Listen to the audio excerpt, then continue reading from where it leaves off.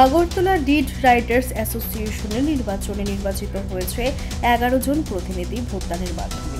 এই 11 জন নির্বাচিত প্রতিনিধির মধ্যে সভাপতি এবং সাধারণ সম্পাদক ও কোষাধ্যক্ষ নির্বাচিত হবে। আগামী 3 বছর এই 11 জনে এই অ্যাসোসিয়েশনের কার্যক্রম দেখাশোনা করবে। আমাদের প্রতি 3 বছর পর সাধারণ নির্বাচিত হয়। সেই নির্বাচনের জন্য অ্যাসোসিয়েশন হয়েছে আমাকে জেনারেল মিটিংয়ের মাধ্যমে কনভেনার আমাকে এবং নারায়ণ পালকে কনভেনার তৈরি করিয়েছে। হ্যাঁ, আমরা সেই মোতাবেক আমরা নির্বাচন অধিকারটা হওয়ার পরে আমরা বিভিন্ন তালিকার মাধ্যমে বিভিন্ন ডেট কেড়ে নিয়ে আসছি। আমরা ইলেকশন করেছি।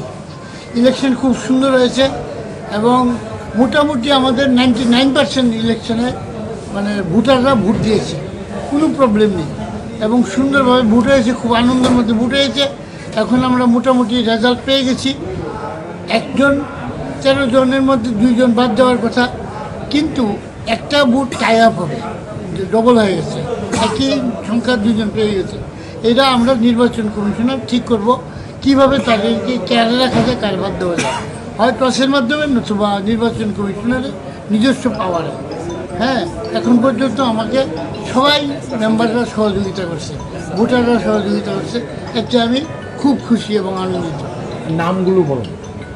নামগুলি বিজেপি প্রার্থীর নামগুলো। হ্যালো, প্রথম যিনি ভোট পেয়েছেন ওনার সংখ্যা হইল 58, প্রদীপ কুমার পাল। দ্বিতীয়ত পেয়েছেন সঞ্জিত সরকার, ওনার ভোট সংখ্যা 55। তৃতীয়ত পেয়েছেন অজিত দাস, ওনার ভোট সংখ্যা 54। নেক্সট যারা পেয়েছেন এদের মধ্যে জয়ন্ত সরকার 50 এবং জয়ন্ত সরকার 50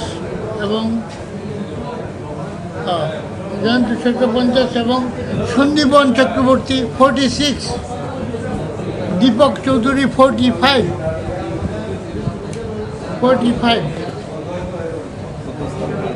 হ্যাঁ, সুরজিৎ সেনগুপ্ত 39 ভোট সংখ্যা, আর খুকন দেবনাথ 36,